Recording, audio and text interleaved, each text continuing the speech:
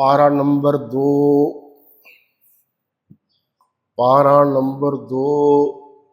سورہ البقرہ،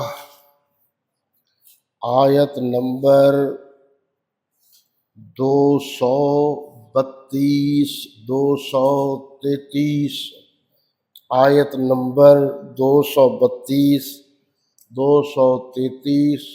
صفحہ نمبر 49۔ الحمدللہ وکفی وسلام علی عبادہ الذین اصطفی، اما بعد فاعوذ باللہ من الشیطان الرجیم، بسم اللہ الرحمن الرحیم۔ وَإِذَا طَلَّقْتُمُ النِّسَاءَ فَبَلَغْنَ أَجَلَهُنَّ فَلَا تَعْضُلُوهُنَّ أَن يَنكِحْنَ أَزْوَاجَهُنَّ إِذَا تَرَاضَوْا بَيْنَهُم بِالْمَعْرُوفِ ذَلِكَ يُوعَظُ بِهِ مَنْ كَانَ مِنكُمْ يُؤْمِنُ بِاللَّهِ وَالْيَوْمِ الْآخِرِ ذَلِكُمْ أَزْكَىٰ لَكُمْ وَأَطْهَرُ وَاللَّهُ يَعْلَمُ وَأَنْتُمْ لَا تَعْلَمُونَ۔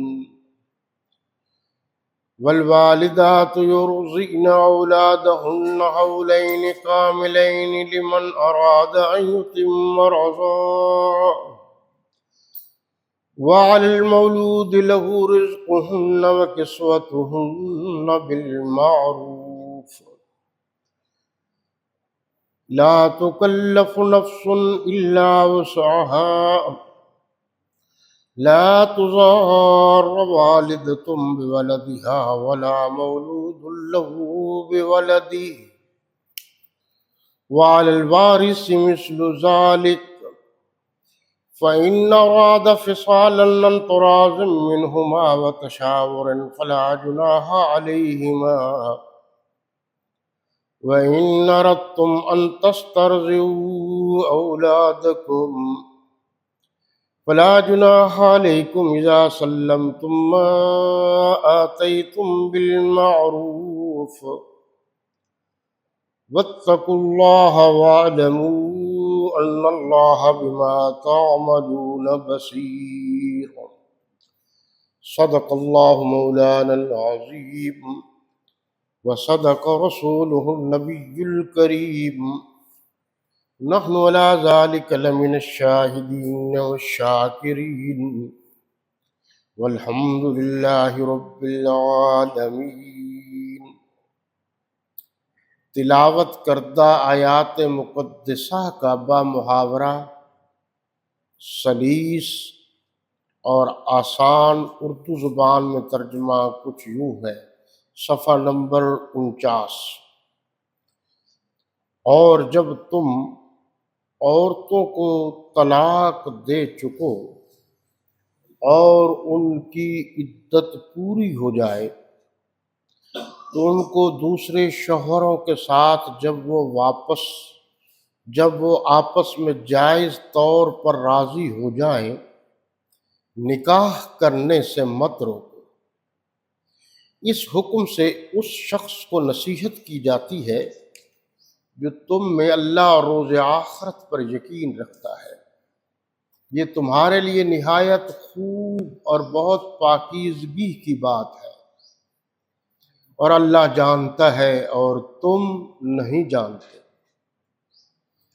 اور مائیں اپنے بچوں کو پورے 2 سال دودھ پلائیں، یہ حکم اس شخص کے لیے ہے جو پوری مدت تک دودھ پلوانا چاہے، اور دودھ پلانے والی ماؤں کا کھانا اور کپڑا دستور کے مطابق باپ کے ذمے ہوگا۔ کسی شخص کو اس کی طاقت سے زیادہ تکلیف نہیں دی جاتی، تو یاد رکھو کہ نہ تو ماں کو اس کے بچے کے سبب نقصان پہنچایا جائے اور نہ باپ کو اس کی اولاد کی وجہ سے نقصان پہنچایا جائے، اور اسی طرح نان و نفقہ بچے کے وارث کے ذمے ہے، اور اگر دونوں یعنی ماں باپ آپس کی رضامندی اور صلاح سے بچے کا دودھ چھڑانا چاہیں تو ان پر کچھ گناہ نہیں، اور اگر تم اپنی اولاد کو دودھ پلوانا چاہو تو کچھ گناہ نہیں، بشرطے کہ تم دودھ پلانے والیوں کو دستور کے مطابق ان کا حق جو تم نے دینا کیا تھا دے دو، اور اللہ سے ڈرتے رہو اور جان رکھو کہ جو کچھ تم کرتے ہو اللہ اس کو دیکھ رہا ہے۔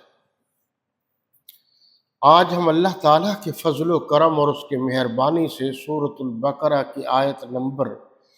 232 اور 233 کا مطالعہ کرنے کا اعزاز اور شرف حاصل کر رہے ہیں۔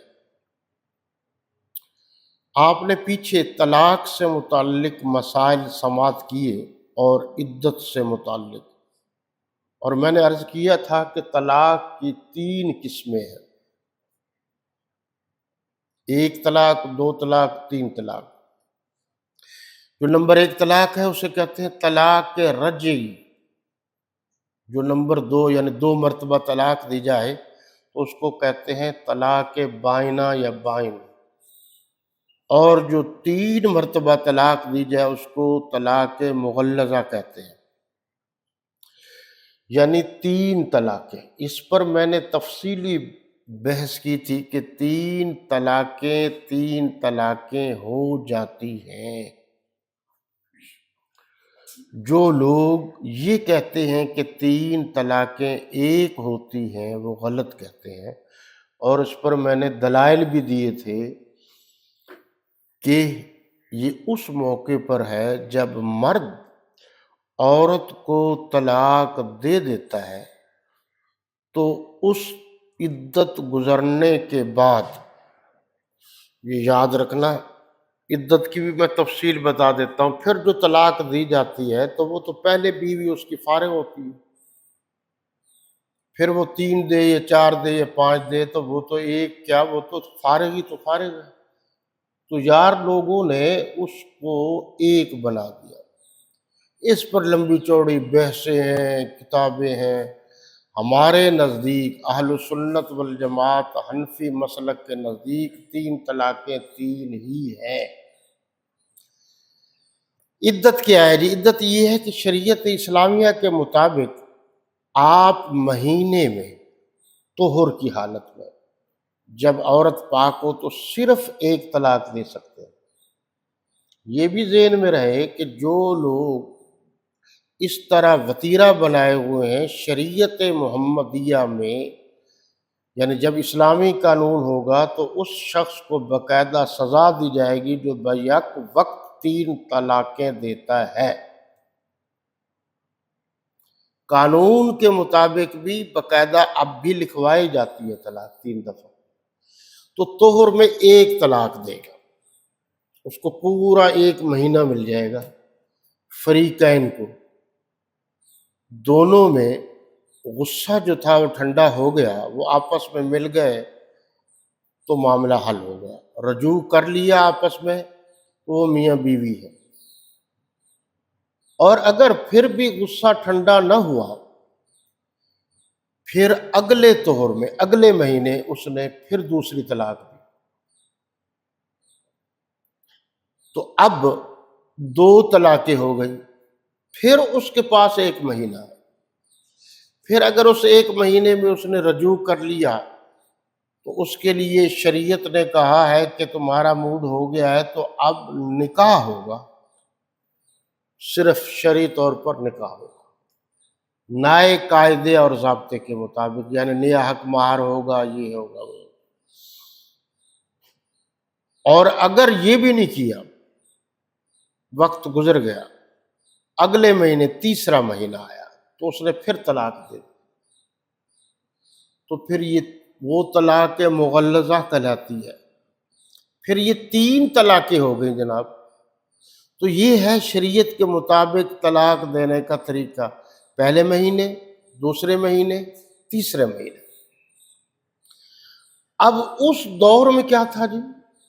اس دور میں تھا، اب بھی ہے، وہ یہ ہے کہ جب طلاق دے دی، جو یہ لمٹ ہے 1 مہینے کی، 1 مہینے کے اندر اندر وہ مرد رجوع کر سکتا ہے، تو وہ کیا کرتے تھے؟ وہ رجوع کر لیتے تھے، میاں بیوی ہو گئے، پھر کچھ دنوں بعد پھر اس عورت کو ذلیل اور رسوا کرنے کے لیے پھر طلاق دے دی،